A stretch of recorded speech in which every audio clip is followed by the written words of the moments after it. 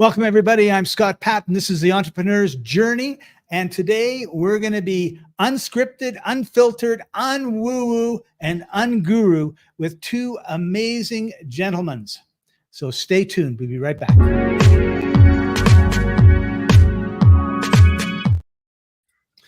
All right. First up, Steve Gamlin.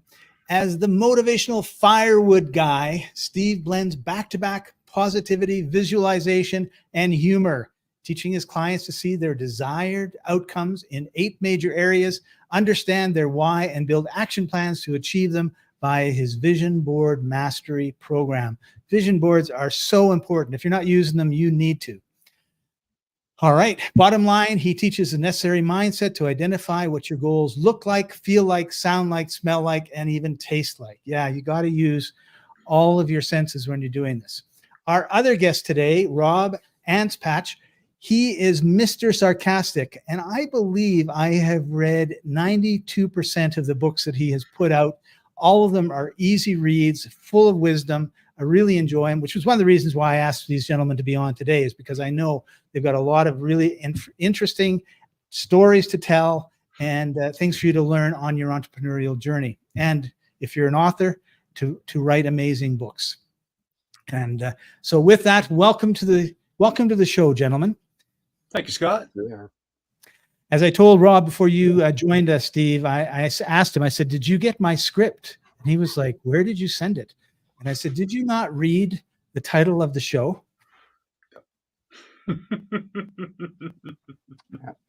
So it's Monday at the time of the broadcast anyway. Yeah.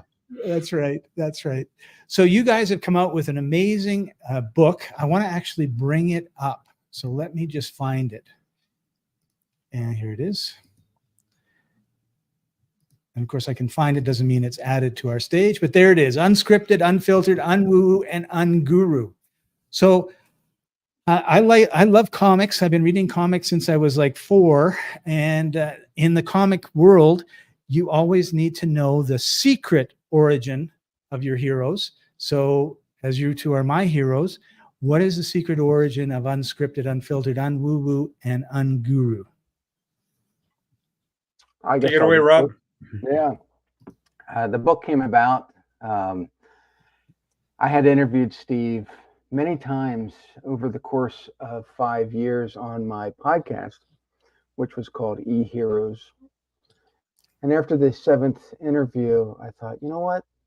These pieces of wisdom, these nuggets of interviews need to come together. They need to be in a book that people can read, not just listen to. I mean, yeah, you can go out there and listen to the podcast. I hope you do. But having that book in front of you becomes, you know, a master class that you can take anywhere. And so that was the gist of bringing this book about, was just bringing my interviews with Steve to light. And I think the book came out brilliantly. You know, well, I would agree. You know, Steve is an easy guy to not only get along with, but to have a conversation with. And when you're reading the book, especially when, you know, I have people coming up to me and say, Rob, that was the funnest book I've read. You know, they'll say, well, you know, I loved your other books, but this was just like having a conversation with 2 guys on the porch, and it was no bullshit. And, yeah. Yeah.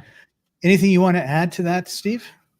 Yeah, one of the really cool things about it, as I read back through the book when Rob first sent me the proof of the book, they are chronologically over the period of, like Rob said, about 5 years. And it made me realize all the things that were going on in my life at the time, not just the journey of my business and myself, but, you know, early on in the series of interviews, I lost my dad. And during part of it, we were going through COVID, which radically impacted my business. And I had to go back to some of the most basic steps. So our conversations aren't just our journey over the past 20 plus years, but actually almost a play-by-play of these last few years and how we've had to adjust. I hate to use the word pivot because a lot of people do.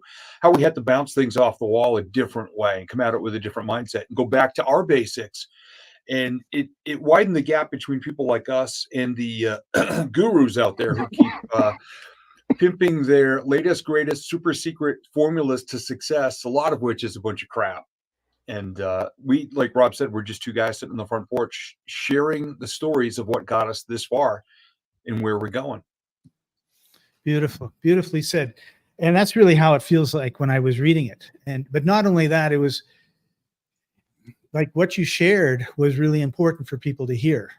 You know, each chapter has its own theme. And because, like you said, this was done over years. So, of course, things change. You know, we evolve, we grow. You know, we master something, so we don't talk about it necessarily as much as we did before. We're trying to figure it out, you know, and that really came through. One of the keys, like your first chapter, I think was really, really important. And one of the keys to success in anything, I believe, is authenticity. And that was something that you really hit in that first chapter. And like one of my friends says, you know, authenticity is really key to success. Once you can fake it, you've got it made. Well, you know, good luck with that. It's funny because the first time I ever went to California, one of the things that people said to me was, you got to fake it till you make it. But then what do? You know, you got to be authentic. And the funny thing is that the more authentic I was, the more people trusted me. They didn't want me to fake it. They didn't want me to, you know, to learn from some guru.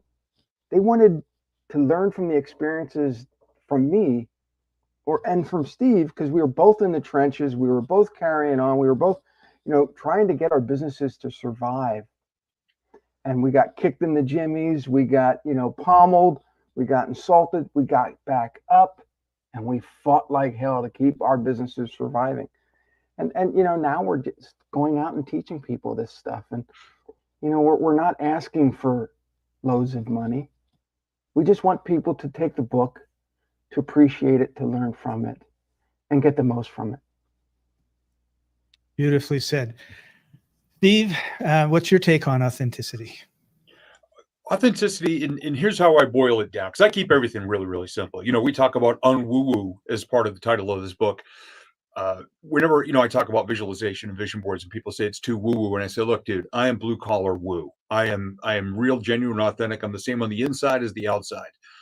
The, you know, on stage, off stage, backstage, standing on the street corner or walking down the Captain Crunch alley, you're going to get the same version of me, for better or for worse.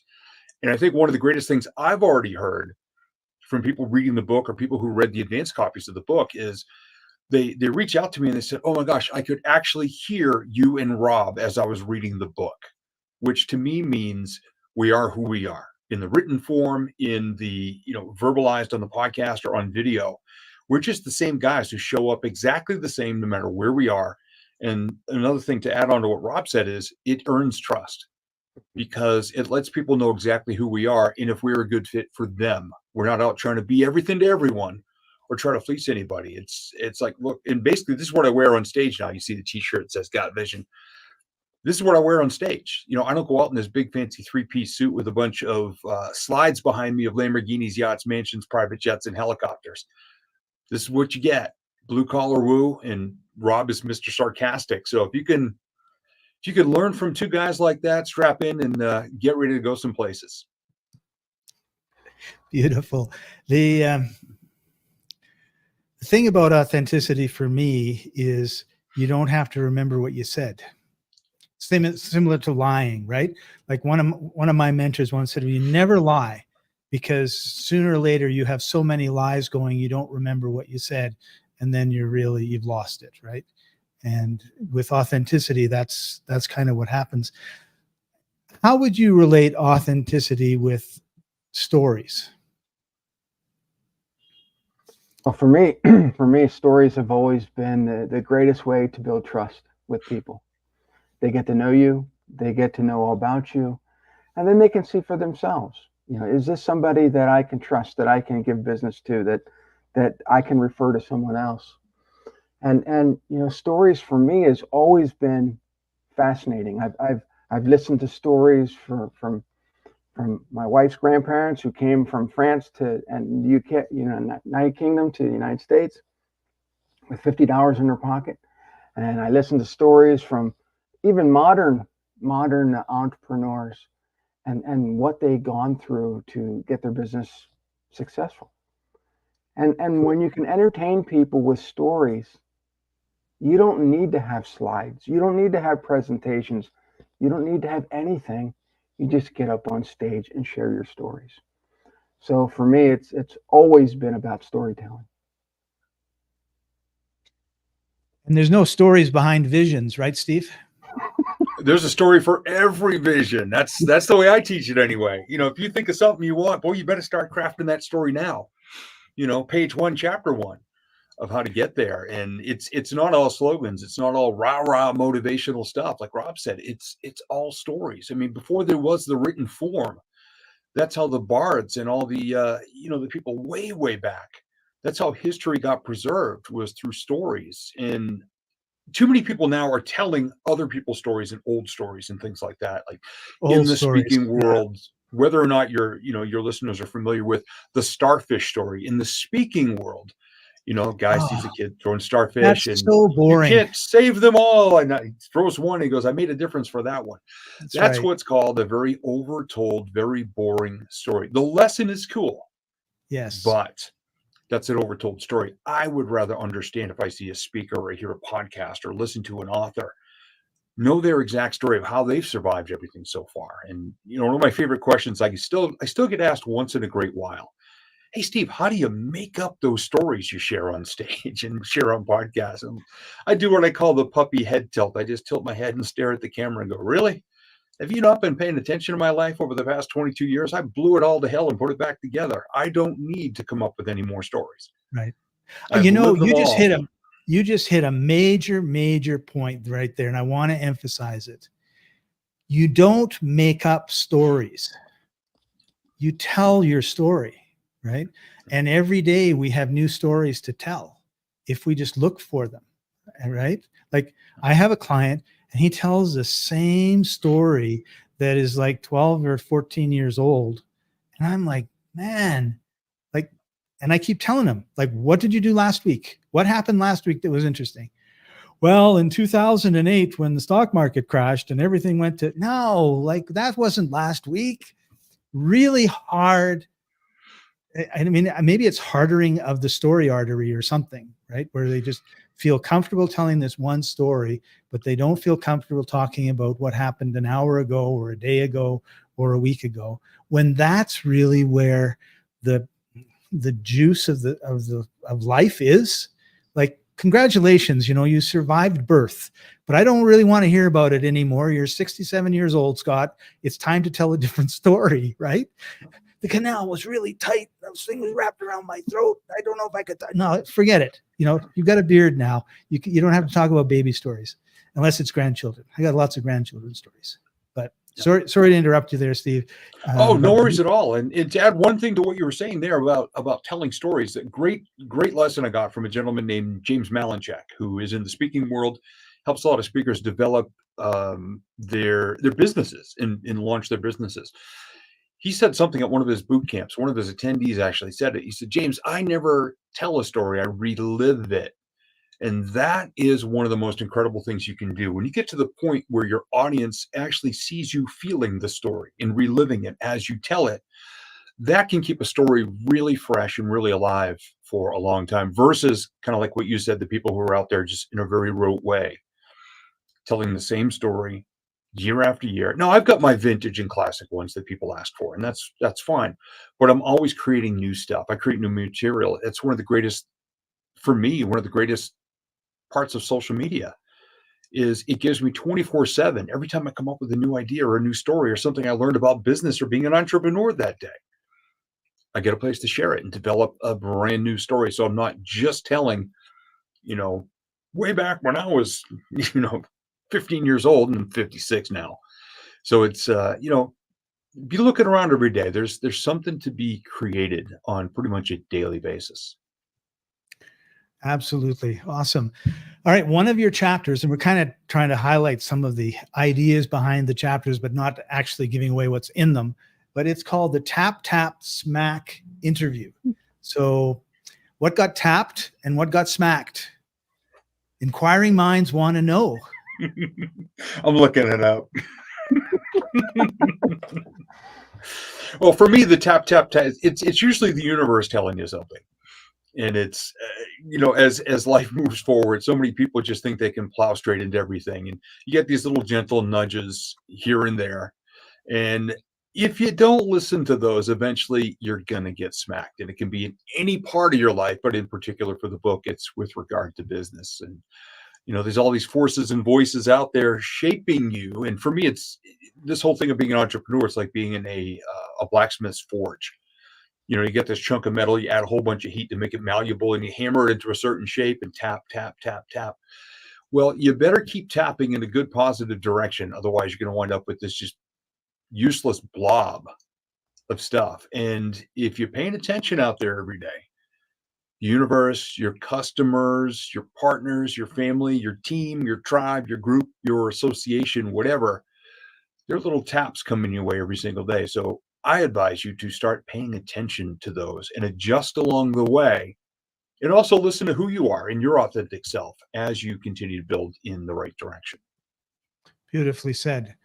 Rob, do you want to add your own taps and smacks? Well, if you're going to pursue the shiny objects that you think are going to help you, skip steps, you're going to get smacked. So, listen to your community, listen to, your spouse, listen to your partner, listen to whoever, engage. But you don't need the shiny objects because, it's just going to lead to more smacking. Beautiful.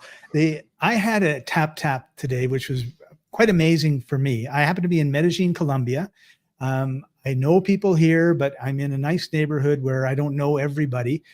And I went to the bank to withdraw some money, and it's a door, and you stand on the sidewalk, and when someone leaves, you go into a little booth. So we used to have phone booths. Now we have bank booths. And I'm standing there, and I'm wearing a t-shirt that I bought in Florida, because a friend of mine in Florida is an alumni of Notre Dame. So I had to go to her big alumni thing. They were going to watch the Notre Dame play, whoever they were playing. And I bought a t-shirt that had the whole Notre Dame thing on it. And when I was getting ready to leave, I had a green t-shirt on. And for some reason, I reached at the back of the drawer and pulled out the Notre Dame t-shirt, which I haven't worn in a month, put it on, and I wore it to the bank.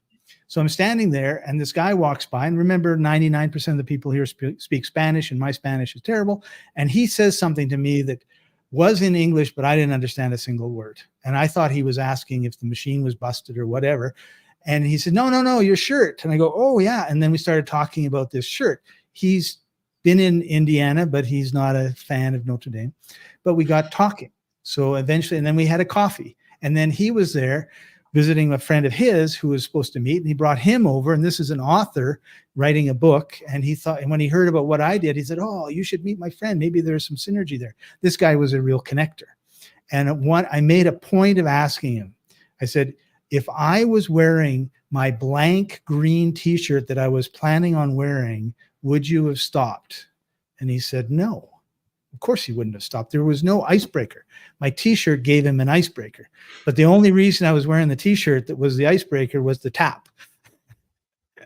So that's like 2 hours ago. It was really, really cool. Yeah. And those are happening all around us all the time. It goes back to a friend of mine back in my radio days. A friend of mine said, Steve, I hear what you're talking about, because I was kind of doing personal development stuff. Even back then, I was coaching people and helping people out. And she said, it kind of reminds me of that Beatles song, All You Need Is Love. And in the third verse, it says, there's nowhere you can be that isn't where you're meant to be. It's easy. All you need is love. Now, love can just mean authenticity or presence or whatever, or just an awareness of what's going on. But you were supposed to wear that shirt to be in that conversation. It may have taken you an extra minute to put on that shirt, which meant you were in the right place at the right time. And that happens to people like Rob and I all the time. We have these meetings, these incidentals. We have these moments where all of a sudden we happen to cross paths with somebody at just the right time. And one of the things I love to do here in my recording studio is for somebody's birthday, either record an audio happy birthday message or even a video message and drop it into people as a DM. I've gotten business because I took a moment to wish somebody a happy birthday before, a guy I'd never met, who had never actually heard my voice before. He goes, "Dang, you got a good voice. You do voiceover work?" I said, "Yes, sir." He goes, "Yeah, I want to hire you to be the voice of my podcast intro and outro." So, moments, taps, that would have been a smack if I'd missed it. If I found out later, if the guy said, "Oh, hell, I would have hired you, but I never heard your voice before." And this whole book is a tap, because we took the opportunity to put it together, and we're hoping that it helps a lot of people.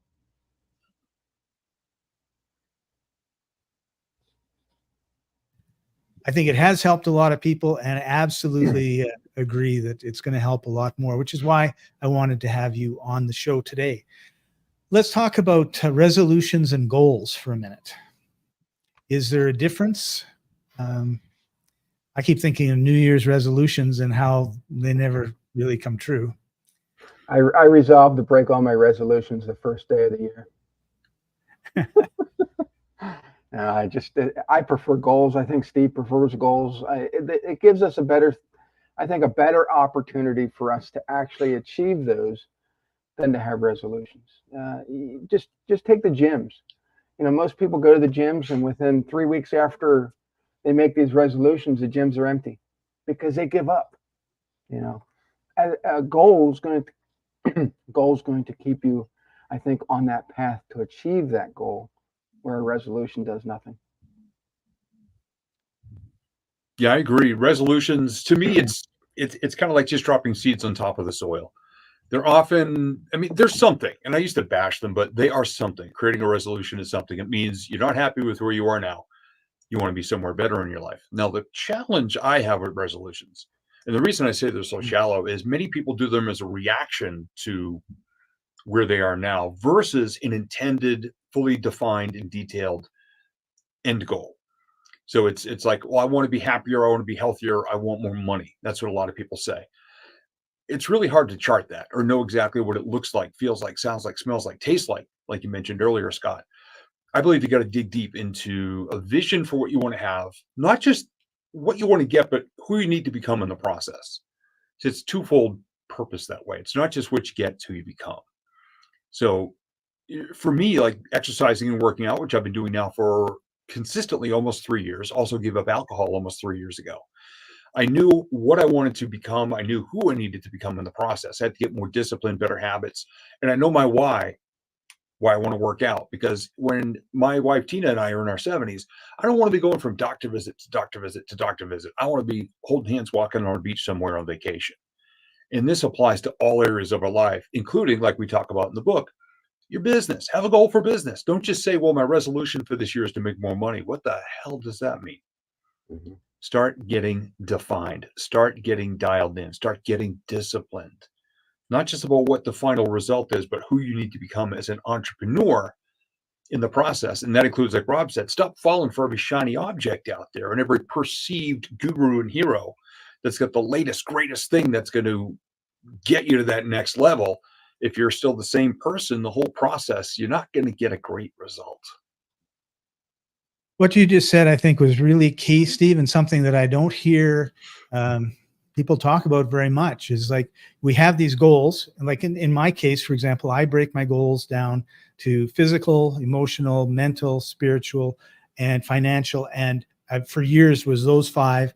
And I've added travel because of the amount of travel I do as kind of a 6th category. Most people don't have to add that category, but there may be something else that they do. Like maybe they really love to dance and they really are good at salsa, but they haven't learned merengue. They could have, this is my goals for my dance part of my life, because that's such a big part of your life. But what you said about what do you become?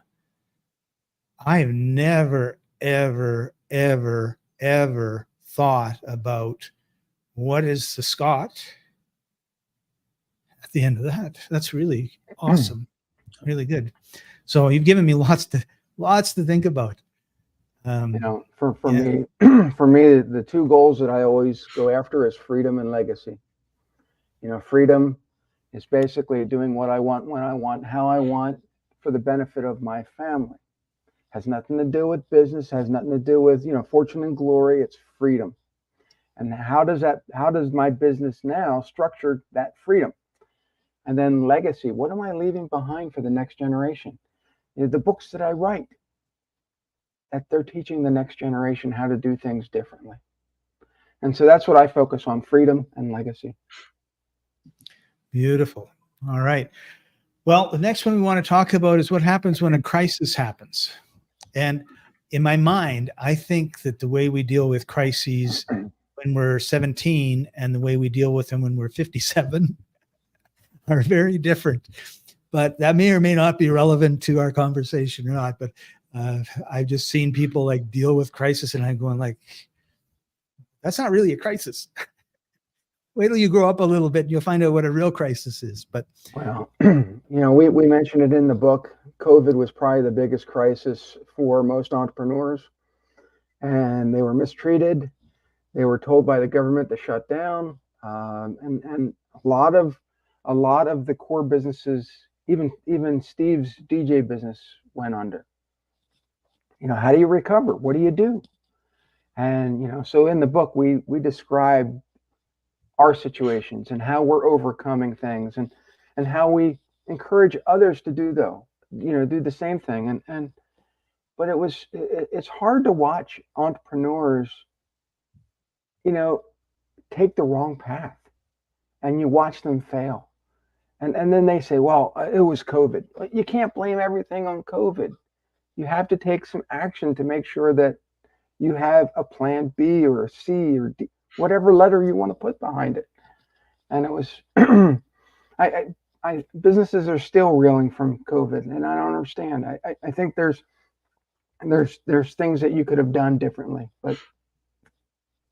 Yeah, that's a really good point. And I think we gravitate to excuses, right? And if everyone's telling you you're going to be failing because of this, that, and the other thing, COVID in this particular case, then all of a sudden it's just like, oh, it's going to fail, I guess. And instead of like saying, okay, I got a punch in the jaw, it hurts, but I'm going to get off the floor and I'm just going to make this thing kind of, I'm going to do something to make this thing kind of go. And before COVID hit, one of my clients went to a mastermind, and out of the mastermind, they got this idea that they should do a stress test. What happens if half of our business disappears, right? So they went through this whole exercise of what would happen, and then they made a plan. And then COVID hit, and half their business disappeared, and they had a plan. And the result was they have a hard money fund, and the result is instead of having like an average 9.5% return that year, they had an 8%. However, all of their compatriots had like a minus 10%. So they were looking pretty good, and then they bounced back to like 11% or something, a year or two later, because everybody bounced back, but they bounced back really good because they didn't fall that far, right? So I think this whole idea of stress testing your life, like what happens if you can't work for 3 months? What happens if your child gets really sick and you stop working and you have to look after this child? Like what happens, right? And then because we all, in every life, a little rain must fall, right? And do you have an umbrella? No. Well, do you have a raincoat? No. You have more than just your shorts? No. Well, and you need to have some plans for that, right? So over to you, Steve. There were a lot of speakers. I've been in the speaking world for about 20 years now. There were a lot of speakers when COVID first happened. And I remember the exact day things shut down for me, which is March 14th of 2020. That was my last DJ event for more than 7 months. So that part of my business got shut down. And all speaking events, of course, got shut down as well. And I hadn't really done a lot virtually yet. I had a decent webcam, had a good Wi-Fi signal. And all of a sudden somebody said, you got to start being virtual. And I said, well, okay, I guess it's not quite the same. I heard from so many speakers who said, you know what? I've been in an airport 3, 4, 5 times a month, flying around for years now. I have no interest in being on a little tiny camera. And I'm just going to wait this out for it to come back. And a lot of those people, there are live events again. I spoke several times last year, but it's not like it used to be. And there's so many people now where, again, this goes back to the taps. technology, virtual, all these things. You better start getting good at the only way you can get yourself out there from now. When it's raining, you got to find that umbrella. You got to hope you're wearing a pair of shorts, or at least get a trash bag and cut a hole for your head, so you don't look like a drowned rat out there. Do what it takes to move forward. And you might just find out, like that gentleman you spoke about had that rainy day, thing that he actually planned for just in time. Was able to turn it around pretty quick and start being virtual and start getting more virtual events than I had even scheduled for live events. So it worked out great for me, because I had to restructure and reconfigure and learn a new way. And now I get to talk to people all around the world. I'm averaging 40 to 60 podcast appearances all around the world every year, because I built this recording studio 5 years ago that allows me to do it. It looks good. It sounds good. It's comfortable. It's professional. It helped me to keep things going when I was really down about what was happening. Beautiful. Yeah. You sound awesome. Thank you. Not that you sound bad, Rob, but you can really, really tell I mean, I would like you to do my voiceovers, Steve, when I have some to do, because you just sound great. You got it. Tap, tap, tap, tap, tap. There's a tap right there. Taps are Speaking everywhere. of, The thing is that Steve had a vision and he planted the seed. And I think most entrepreneurs don't understand that once you plant that seed, it's not like you're digging it back up and eating it that same day. It takes time. But, entrepreneurship is a long game, and they don't want to put in the time. And so you have a lot of disappointment and a lot of frustration. But here's the thing. We all have these phones. What are you doing with them? Okay, it's $1,000 you just spent on a phone and you're not using it properly. Make videos. Get your face out there. Put them on YouTube. Put them everywhere. And the thing is, okay, maybe I'm not the best looking. Maybe I don't have the best voice. Who cares what your excuse is? People will gravitate towards you because you did something. Yep. Awesome. And thanks, Rob, for bringing that up, because it's also just over Steve's shoulder, and that is vision. And I think we often talk about, what is your vision? And most people have no idea what their vision is. So let's talk a little bit about how we can help those people with their visions. And why don't you start, Steve? Yeah, the biggest thing is sit down, turn off all things that make noise, and actually get a pen and paper. Don't just sit there texting this into your phone, because actually handwriting triggers both sides of your brain, for your creativity, for your awareness, and just for activity. And when both sides of your brain are working, they're not getting distracted by other things. Take a really good, honest, hard look at where your life is right now. And you mentioned a bunch of areas of your life, Scott, that you work with. I work with 8. Your physical health, your emotional well-being. Imagine that, setting goals for your emotions. Your closest relationships, your core values that guide everything you do, your faith, if that's an important part of your life, your connection to the world in a real way, and your work and your money. Evaluate if you're numeric, 1 to 10. Or if you're like me, if you're a creative and a visionary, start just writing. Describe where your life is right now in all of those categories. And then think 1 year from now. Don't do the 5, 10, 15, 20-year thing. 1 year from now, how would you like these areas of your life to be different? And don't just write the word better. How would you like them to be different? And don't just write a number 10 for all of them either. And then start to ask yourself, why do I want my life to be there? What's a really good, emotionally connected, compelling reason in your gut why you want that? And then start to think of the actions you have to take. And we talk about coming up with new stories. I just this morning, a reaction to somebody's post on social media. I said, look, man, when you are where you are right now, and that gun goes off for the race, the finish line is not going to be sprinting towards you. You got to get off your butt and start working, but you have to know what that finish line looks like, feels like, sounds like, smells like, tastes like. And you start moving forward. Seems overwhelming to a lot of people to be thinking of all 8 areas of their lives, but guess what? They're all operating 24/7, whether or not you're paying attention. So wouldn't it be a good idea to start creating a vision of the best version of yourself, not just what you want to get, but who you need to become, like I said earlier, and start just taking those little steps every single day, being consistent, building up your confidence, building some momentum. It's like an old wooden roller coaster. You got to go click, click, click, click, click up that whole first hill. You can't skip any to get over the top and then scream your brains out in celebration for a ride that you couldn't stop if you tried because you did all the work. But it starts with a vision. That's beautifully said. So, Rob, what's your take on visions? Well, with Steve's vision, his list, money was number 8. Money was last. And so for me, it's money is never that one thing that drives me. In fact, money is dead last again. So it's for me, getting that vision out there in my mind. What is it going to look like, taste like, feel like, and how's it going to affect my family? Because I need to get them on board too. It's just not about me; it's about others. And when I place money up front, everything falls away. Everything is shit because all you're focusing is on the money. When I make money last, everything comes together beautifully, and I'm actually making more than what I thought I was going to anyway. That's been my observation too in my life and also around when I'm looking at people who are struggling financially. It tends to be take instead of give. That's one thing I notice.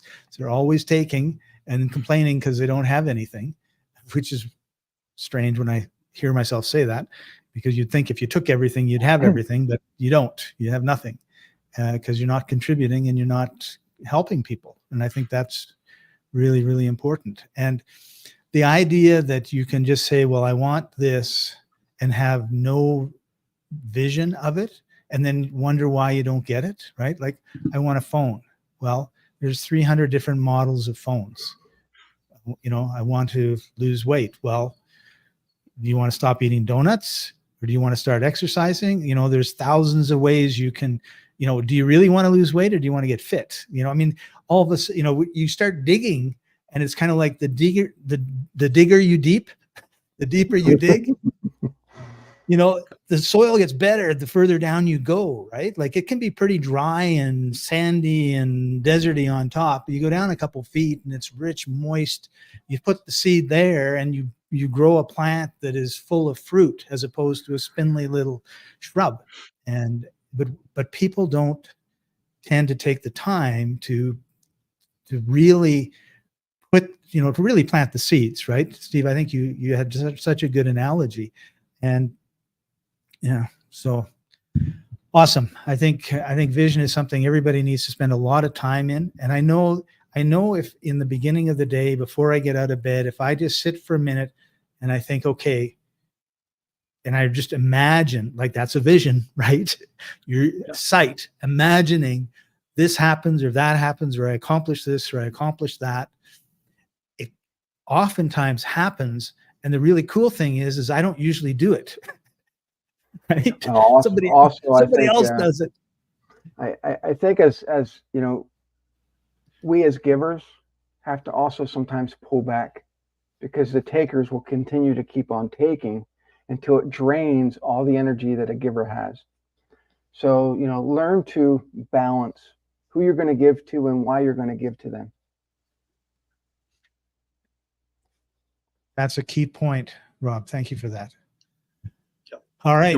So, things my family and I did over the years was we started this giving mission. It's called Beach Bum Philanthropy.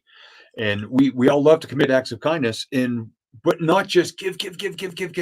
We get very selective and we get very intentional with what we're doing. And like Rob said, if you're not careful, there's always going to be somebody out there with their hands trying to fish through your pockets to take what you've got. So you got to set up boundaries, you got to honor and respect yourself.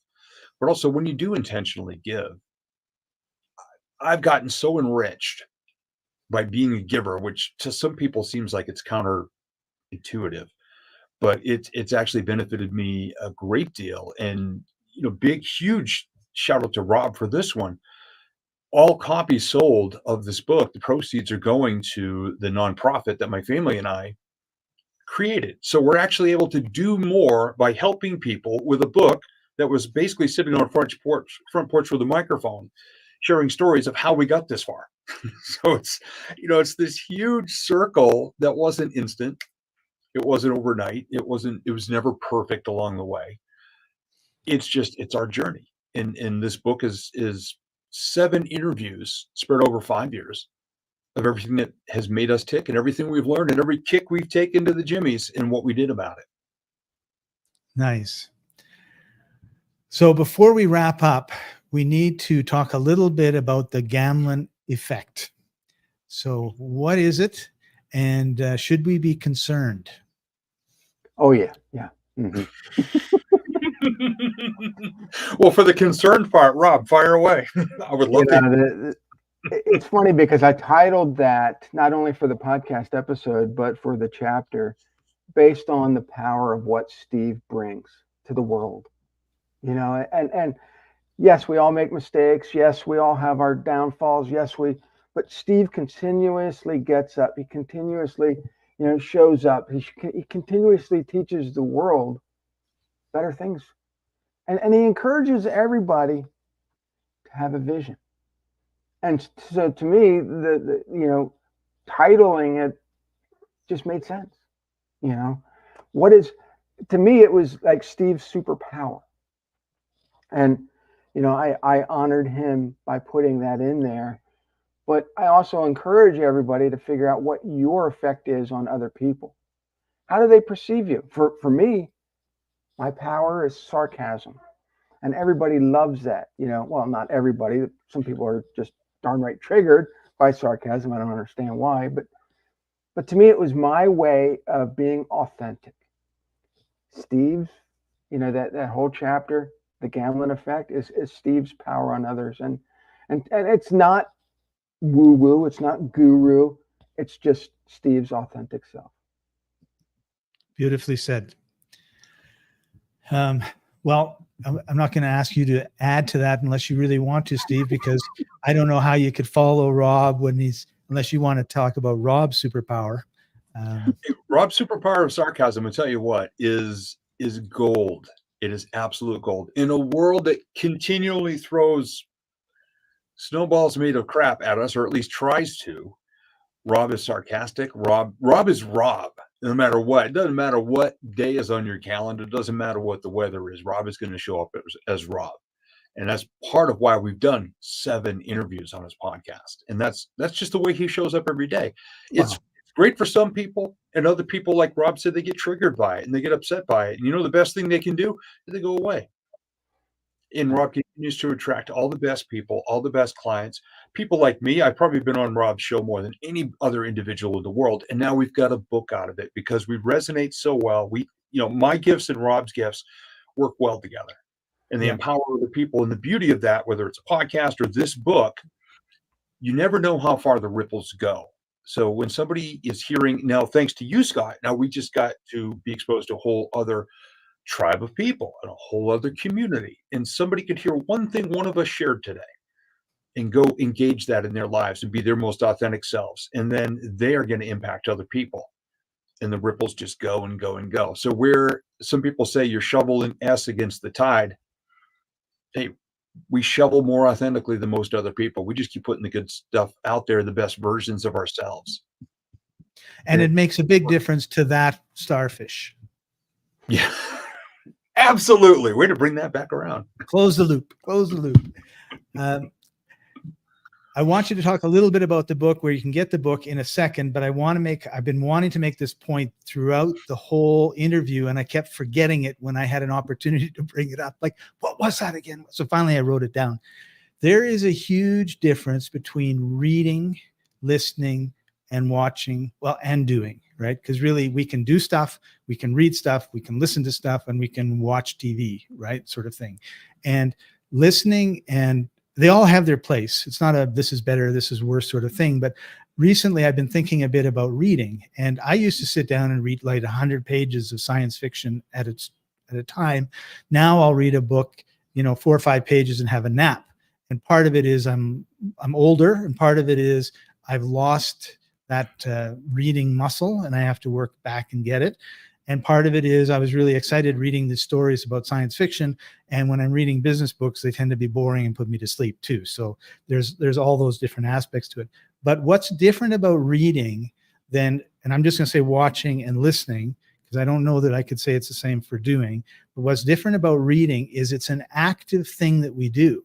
Like we just sit and the sound comes in and the whatever the video is comes in. We don't do anything. And that's why when you watch people watching TV, they look like they're stunned or hypnotized, and they probably are hypnotized, right? Whereas when you're reading, you're actually like you're physically moving your eyes, moving your head, maybe even moving your lips, depending on how you learn to read, right? And there's a big difference in how that goes into your being, right? So if you're reading excellent books and you're reading books that are making you better, okay, like this book, it's really, you can get an audio, maybe you can watch, the YouTube video of you guys talking or whatever. But by getting the book and actually like physically getting the book and opening the pages and reading it, you're going to have a really different experience. And it's going to get, I think, a lot deeper. It's like digging a deeper hole to plant those seeds than if you just, well, okay, they have a free podcast somewhere. I'll go search, find it and listen to them. Great. Good for you. I mean, that's better than nothing. But to really have an impact, you have to read. And I was at a conference that was basically, it was 400 people, of which 300 were multimillionaires, and there was probably 10 or 20 billionaires in it, right? So absolutely the wrong place for me to be in terms of comfort. and one of them was up on stage and they said, okay, like, what's the secret to success sort of thing? And I don't think they asked that question, but it was kind of along those lines. And he said, I read 10 pages a day, often more, but I never read less than 10 pages a day. And I thought, wow, like that's a goal that I could do, right? I could read 10 pages a day. And that's so many a month, and that's so many a year, and that's so many a decade. And what would that impact be? Well, if it's fluffy sci-fi and romance, probably no difference, right? But if it's, on your health or on your business or on, how to dance or whatever it happens to be that, is your important travel, right? I should be reading 10 pages a day on different countries around the world. And I'm going to start doing that. But it's how you make a huge difference. And it reminded me of in 2002, I wanted to become a copywriter. So I bought this copywriting course from AWAI, and they would send me like 20 pages a month to read and then have exercises to do. And it was like this big a pile on my desk. And I thought, I really want to do this, but I've got this new job with the Internet Marketing Center. They're teaching me their copywriting. I just, it was kind of like, I don't have time. And then I changed my question and I asked, how can I read this? And I thought, well, I could read 10, 15 minutes before I go to sleep at night. Well, how can I make that happen?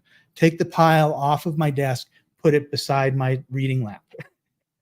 And I was shocked at how little time it took from that pile to go down to zero. I didn't do the exercise. I just committed to reading it. And it just made a huge difference. So I think we need to set ourselves up for success. We need to know what it is that we, what our vision is. That's the best way to put it. And then we need to figure out how we can make that happen using time that we're already wasting, right? Like I was sitting in bed, counting sheep. Well, why not? I already said I read 4 pages, I fall asleep, right? So I learned and I got to sleep faster. So it worked out perfect for me. So that's my little rant on reading, why you should get this instead of listening. So at this point, I would love for you to share like 1 or 2 things that you really think people should know about the book and, help them make that decision to get it. Well, first of all, you can get it on Amazon, right? Right. And if you get it on Amazon, the proceeds go to help Beach Bum Philanthropy. It's Steve's awesome 501c3. And so it's a win-win. And now, if you don't have the resources, the money, you can't afford to go to Amazon for whatever reason, not going to ask you why, you can go to unspachmedia.com, the-unguru-book, and you can get the PDF absolutely free. Now, if you live in the United States and you want a free copy of the book, just pay for shipping. That's all we ask. So, we're putting out this book so that everybody can benefit, the community, the entrepreneurs who need it.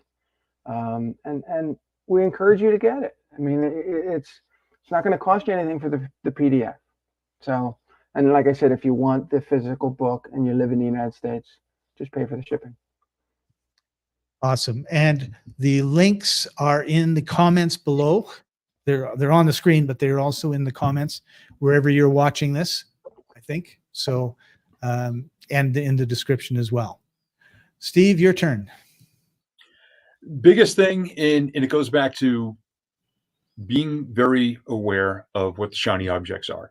If you are a person who every month you go, okay, there's this new book coming out, this is going to be the one that takes me to the next level, and you realize that your bookshelves are sagging because of all those, this is the ones. Slam on the brakes, clear off those shelves, and like I said earlier, bust out your pen and paper and start evaluating where you are right now. What's working for you right now? What's maybe not perfect yet? What one thing could you do to get to that next level? And to go back to what you said, Scott, about reading versus action and taking action. Action is where the hardwiring really starts to build the better habits. To not just think that this magic pill is going to come your way. What can you do today to grind out just one little tiny win and start building a better foundation? You can build a really good foundation with broken bricks, and that's what not a lot of people are aware of. They keep thinking you got to have these gold bars. You can put one foot on one broken brick and one on another, and you can survive for a while as you're gathering your strength and your balance and putting all your next things together. So start doing the work. Stop thinking somebody's magic pill or book or video or whatever is going to save your butt. Just start doing the work yourself. And look at people who are out there who are legitimately successful. And watch what they do. Watch what they say on social media. Watch what they don't say on social media. Watch how they act. Watch how they treat people. And start in your own way, in your own patterns, patterning yourself after those people. And you don't get the violent ups and downs that you do when you keep investing in these super secret formulas. You just start being a person who goes to work every day, rolls up their sleeves, and does the work. Wonderful. Thank you so much for that. Thank you for joining us, Rob and Steve. Really appreciate both of you a lot. And you've shared a lot of golden nuggets. So we're going to have fun turning this into shorts and reels and getting it out there. I think the book is really an important read for anyone that wants to grow in an entrepreneurial spirit and also grow in your life, right? So if you've just got the 9-to-5 job, this book is for you as well. It makes a huge difference. So thanks for joining us, and we'll see you next time. Bye-bye.